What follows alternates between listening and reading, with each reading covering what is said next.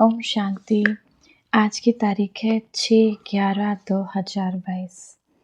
आज की बाबा की अव्यक्त मुरली है जो कि रिवाइज है 30/11/1992 में बाबा के द्वारा सुनाई गई थी। रिवाइज है आज की मुरली का शीर्षक है सर्व खजानों से संपन्न बनो, अर्थात दुआएं दो और दुआएं लो। ये बहुत सुंदर दो शब्द हैं जिसको बाबा बार बार कहते हैं अपने जीवन में धारण करो।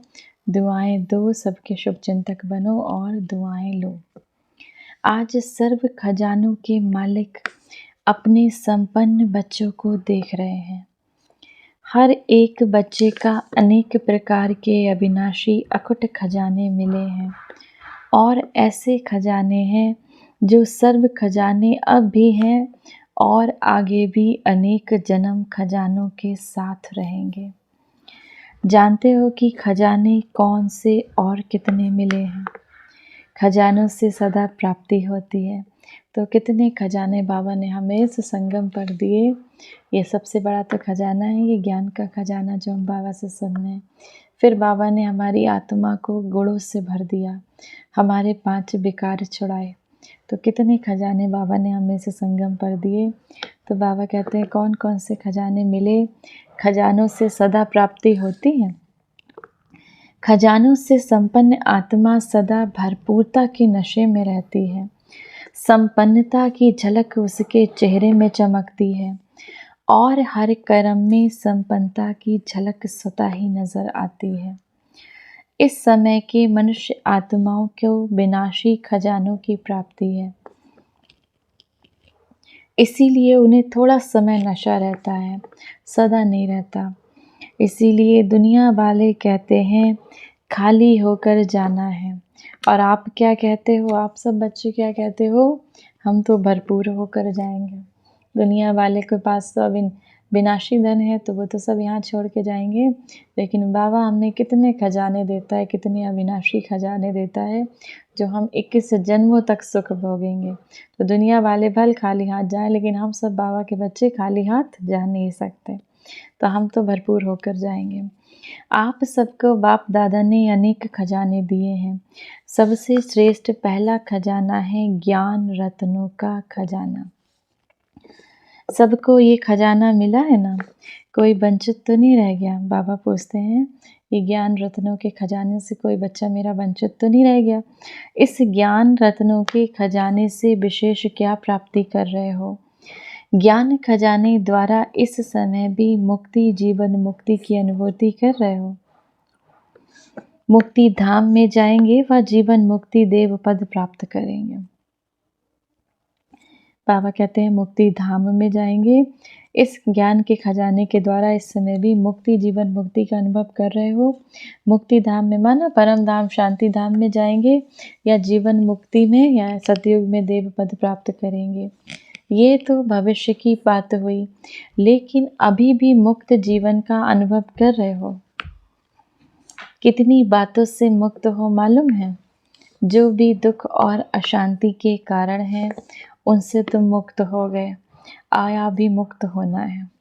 बाबा ने कहा अभी तुम कितनी बातों से मुक्त हो गए। जो भी दुख के, अशांति के, इस दुनिया वालों के कितने दुख हैं, कितनी अशांति से घिरे हुए हैं, तो तुम बाबा के बच्चे भी अभी भी मुक्त उनसे हो गए हो। या अब तो कोई विकार नहीं आता? बाबा कहते हैं अभी तो मुक्त नहीं होना है, अभी तो कोई विकार नहीं आता, मुक्त हो गए हो। अगर आता भी है तो विजयी बन जाते हो ना। तो कितनी बातों से मुक्त हो गए हो। लेकिन लौकिक जीवन और अलौकिक जीवन दोनों को साथ में रखो तो देखो कितना अंतर दिखाई देता है।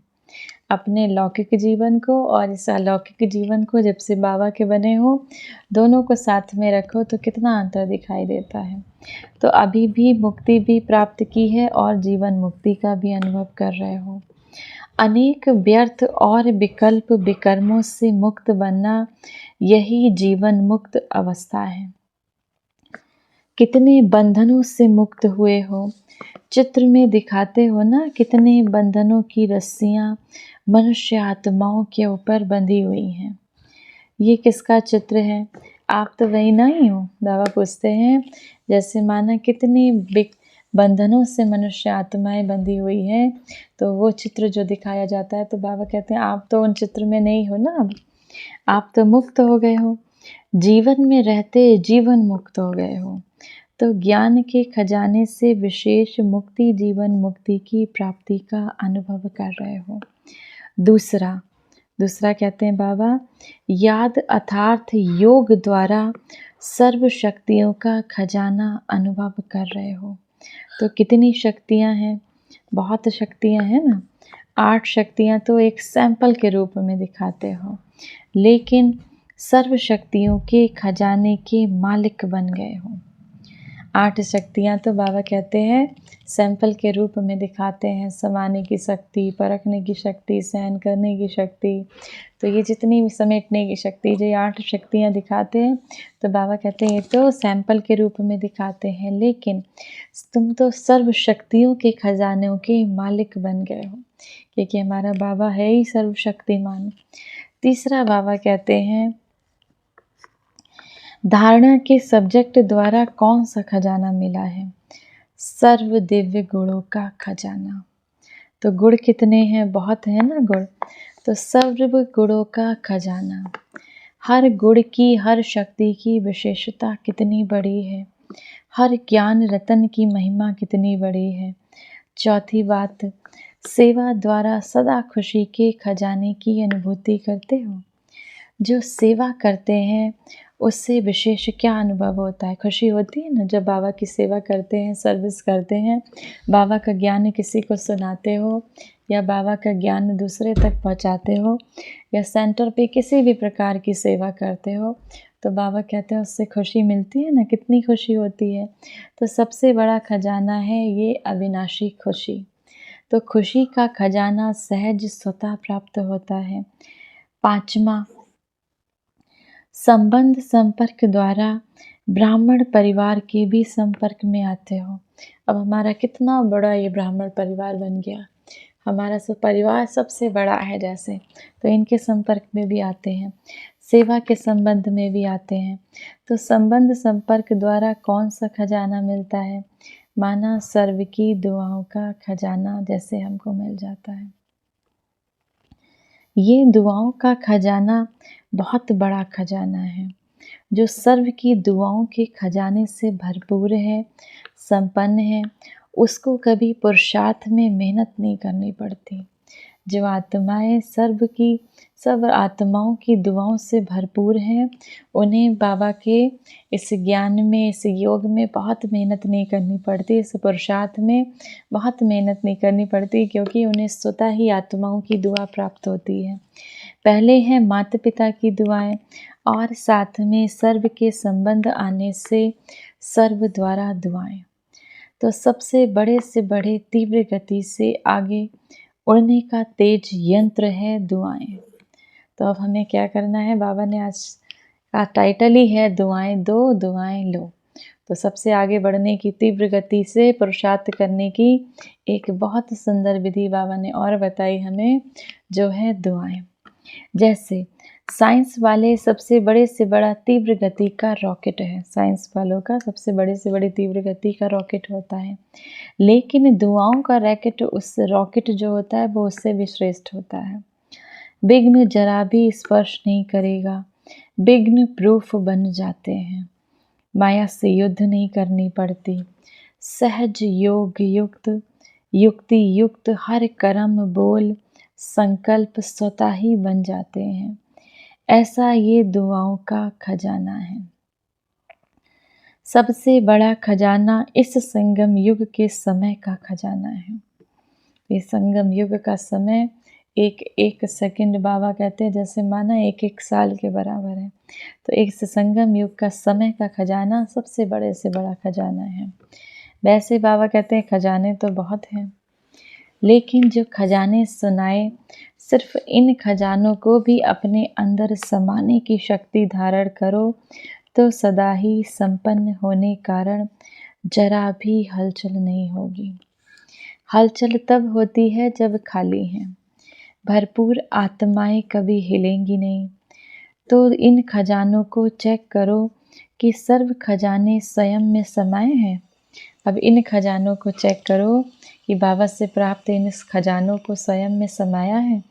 इन सभी खजानों से भरपूर हो, बा कोई में भरपूर हो, कोई में थोड़ा अभी भरपूर होना है। बाबा कहते हैं सारे खजानों से भरपूर हो या अभी किसी एक में भरपूर, एक खजाने से भरपूर हो, किसी दूसरे खजाने से भरपूर होना है। माना ज्ञान का खजाना तो बहुत अच्छा है, लेकिन धारणा का खजाना उतना अच्छा नहीं। तो बाबा कहते हैं भी सबसे भरपूर हो या होना है।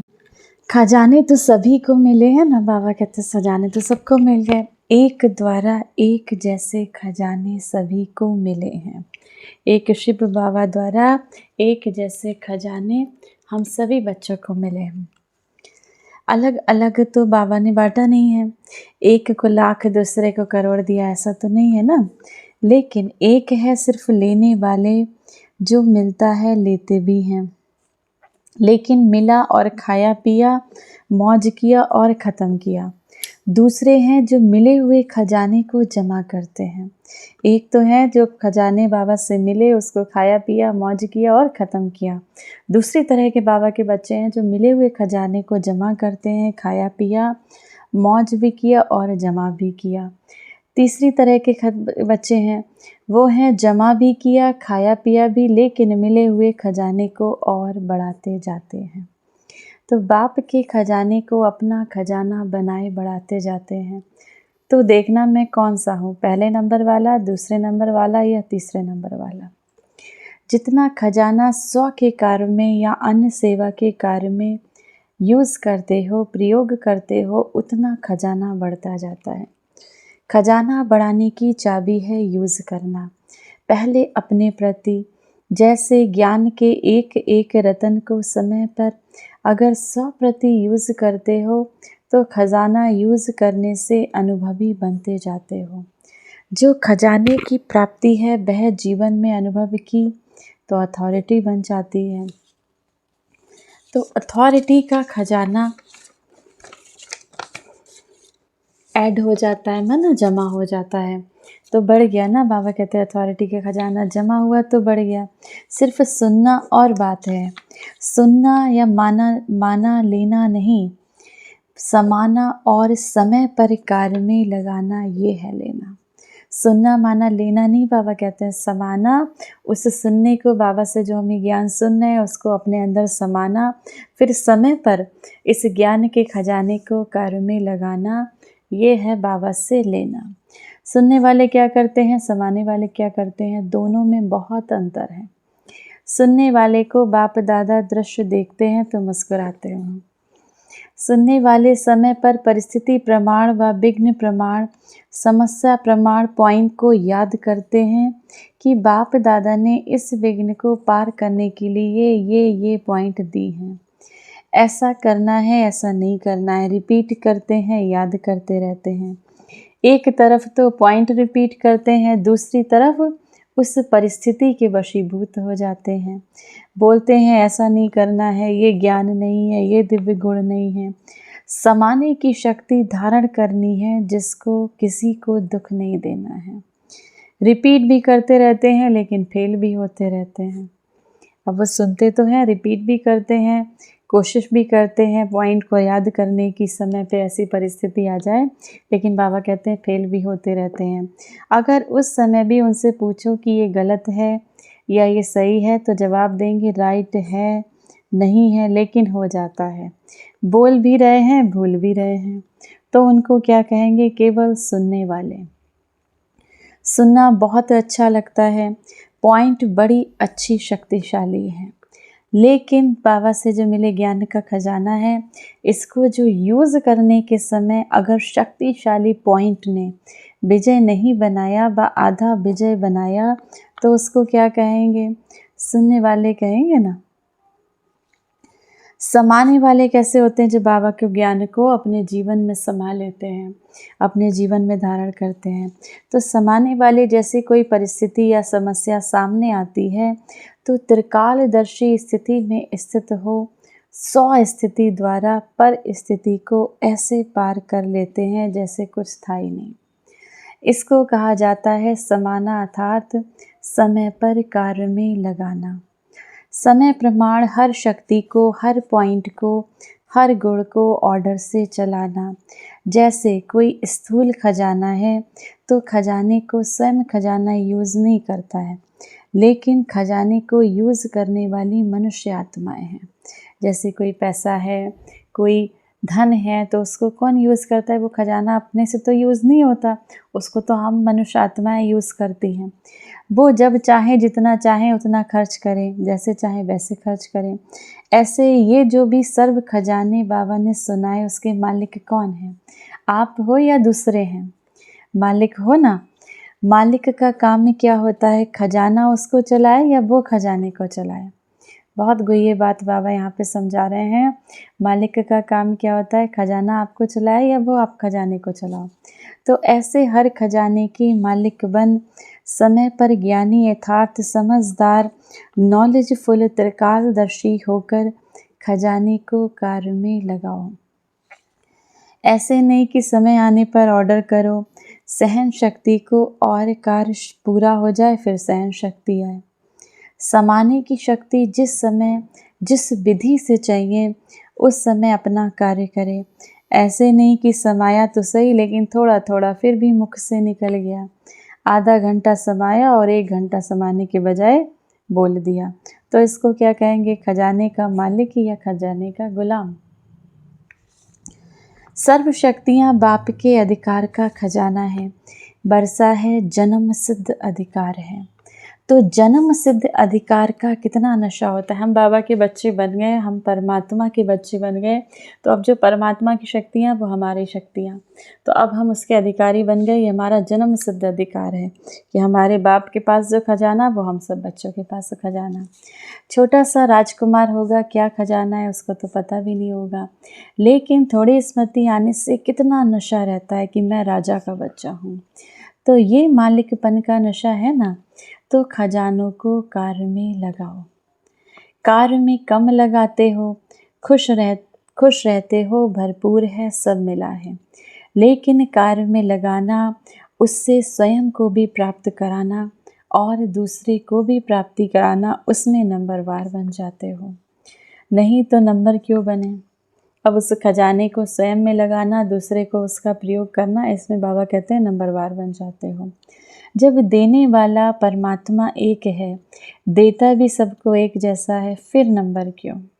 तो बाप दादा ने देखा बच्चों को खजाने तो बहुत मिले हैं, भरपूर भी सभी हैं, लेकिन भरपूरता का लाभ नहीं लेते। जैसे लौकिक में भी कईयों को धन से आनंद या लाभ प्राप्त करने का तरीका आता है, और कोई के पास होगा भी बहुत धन, लेकिन यूज़ करने का तरीका नहीं आता। इसीलिए होते हुए भी जैसे कि है नहीं। तो अंडरलाइन क्या करना है? सिर्फ सुनने वाले नहीं बनो। खजाने को, बाबा के इस ज्ञान के खजाने को, इस सेवा के खजाने को, इस धारणा के खजाने को यूज़ करने वाले बनो, और यूज़ करने की विधि से अब भी सिद्धि प्राप्त करो और अनेक जन्मों की सद्गति को प्राप्त करो। दिव्य गुण भी बाप का वर्षा है, तो प्राप्त हुए वर्षे को कार्य में लगाना क्या मुश्किल है? बाबा से इतने हमें दिव्य गुण मिले, ये किसका वर्षा है? ये हमारे शिव बाबा का दिया हुआ वर्षा है। तो बाबा कहते हैं वर्षे को कार्य में लगाना क्या मुश्किल है? ऑर्डर करो, ऑर्डर करना नहीं आता, मालिक को ही ऑर्डर करना आता है।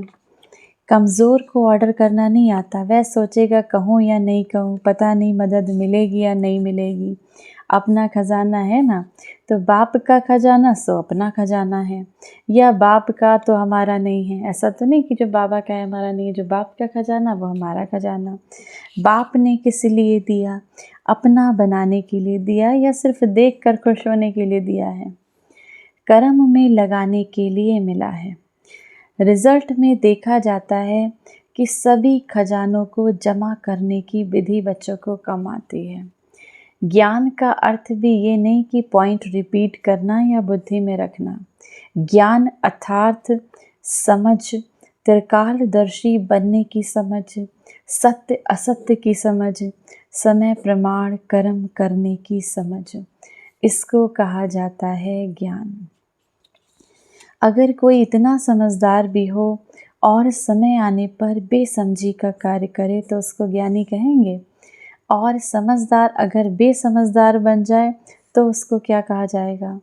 बेसमझ को तो कुछ भी नहीं कहा जाता, लेकिन समझदार को सभी इशारा देंगे कि इसमें समझदारी है। तो ज्ञान का खजाना धारण करना, जमा करना अर्थात हर समय हर कार्य में समझ से चलना।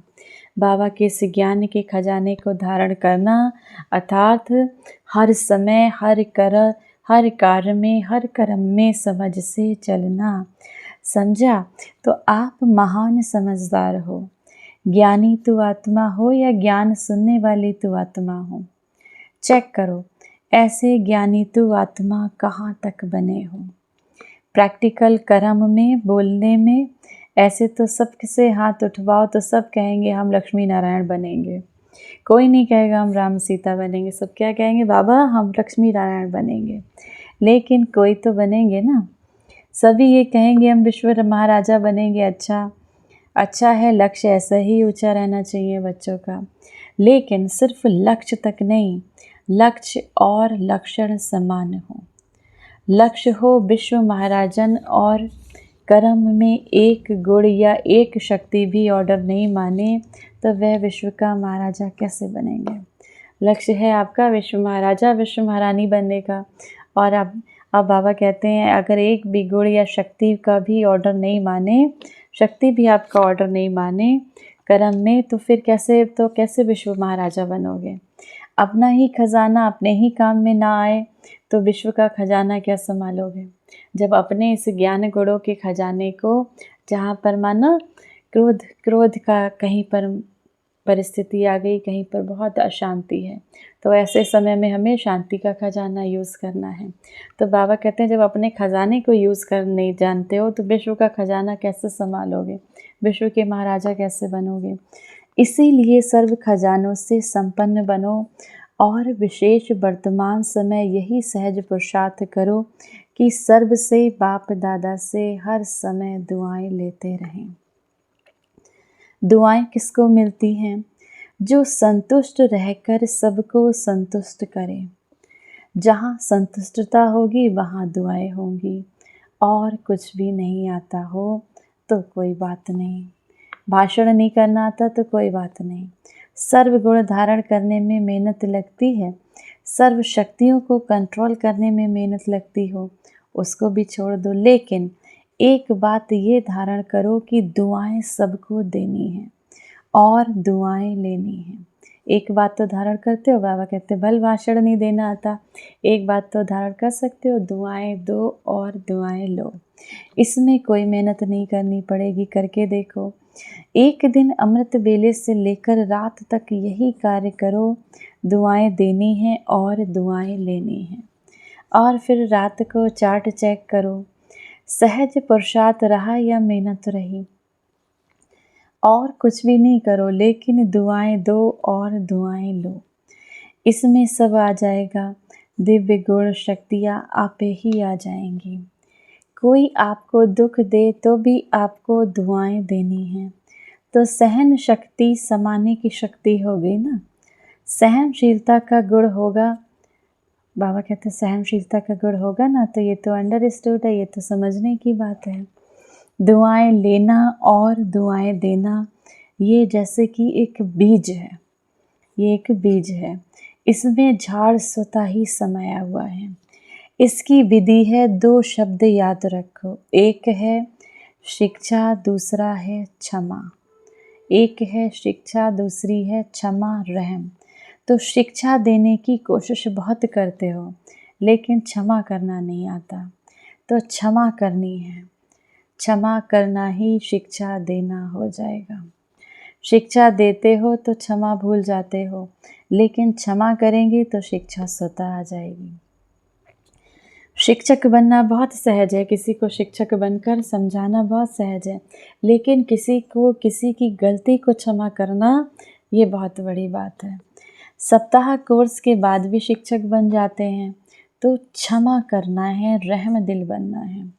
सिर्फ शिक्षक नहीं बनना है, क्षमा करेंगे तो अभी से ये संस्कार धारण करेंगे तभी दुआएं दे सकेंगे, और सभी से दुआएं देने का संस्कार पक्का करेंगे, तभी आपके जड़ चित्रों से भी दुआएं लेते रहेंगे।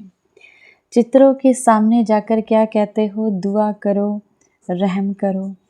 आपके जड़ चित्रों से जब दुआएं मिलती हैं तो चैतन्य में आत्माओं से कितनी दुआएं मिलेंगी। जब आपके जड़ चित्रों से इतनी दुआएं मिलती हैं, जो आपके मंदिरों में मूर्तियां हैं, उससे कितने भक्त लोग कितनी दुआएं मांगते हैं और कितनी उनकी इच्छाएं पूरी होती हैं। तो बाबा कहते हैं जब उनसे कितनी दुआएं मिलती हैं तो आप आत्माओं से कितनी दुआएं मिलेंगी। दुआओं का अखुट खजाना बाप दादा से हर कदम में मिल रहा है, लेने वाला ले ले। आप देखो, अगर श्रीमत प्रमाण कोई भी कदम उठाते हो तो क्या अनुभव होता है?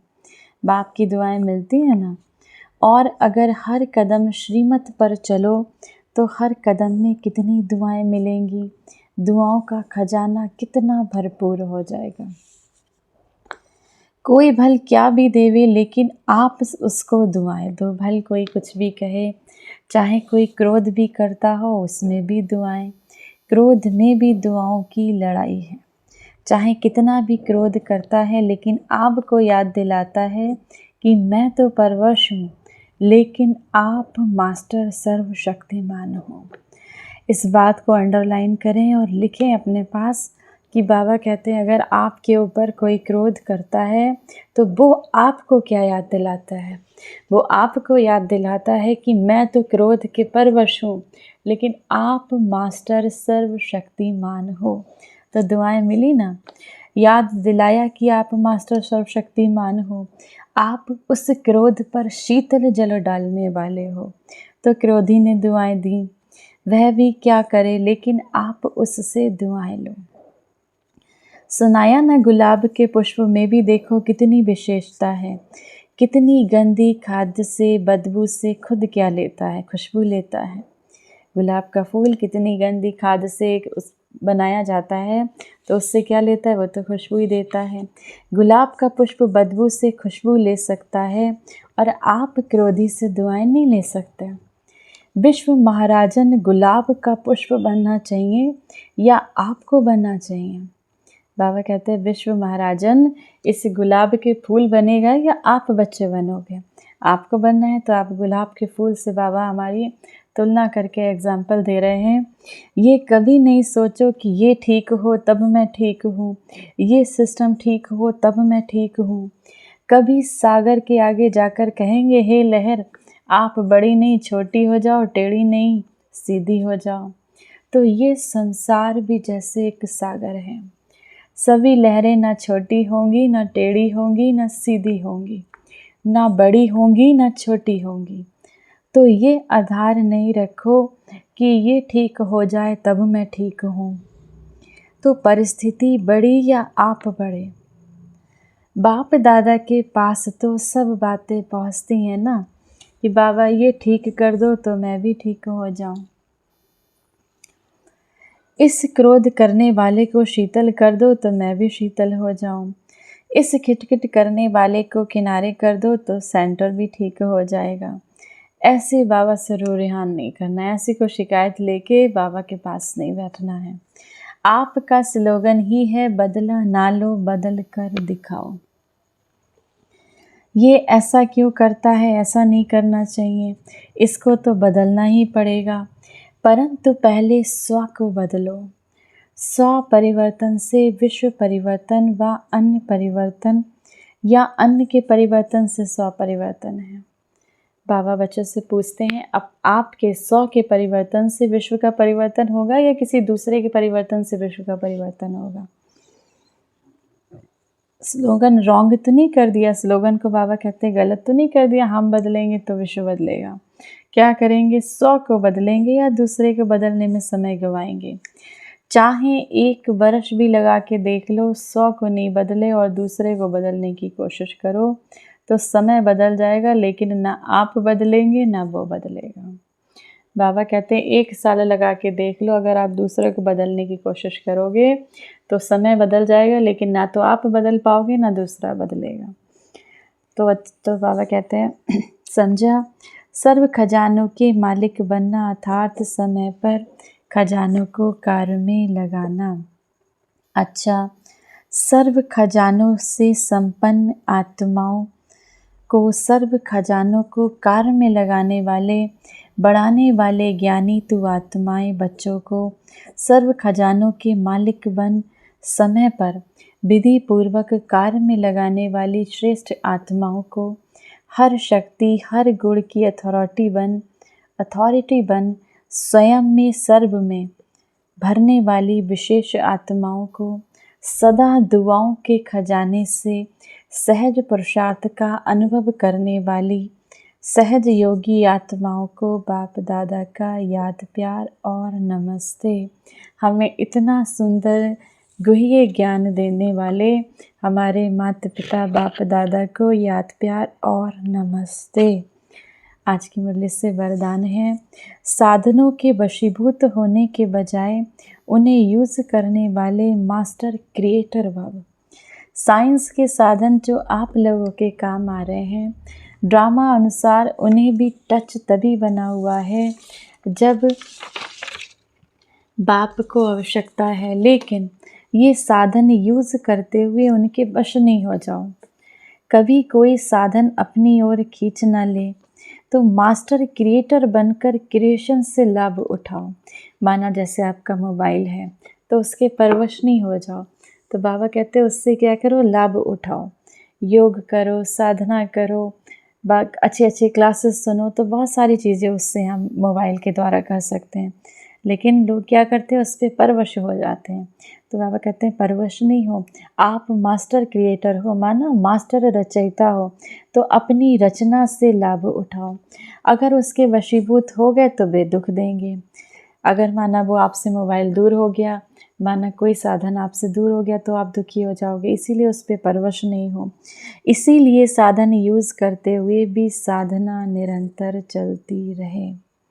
स्लोगन है आज की मुरली से, निरंतर योगी बनना है तो हद के मैं और मेरेपन को बेहद में परिवर्तन कर दो। निरंतर योगी बनना है तो हद के मैं और मेरेपन को बेहद में परिवर्तन कर दो। बहुत सुंदर, बहुत गुह्य राज बाबा ने आज की मुरली में हमें सुनाए।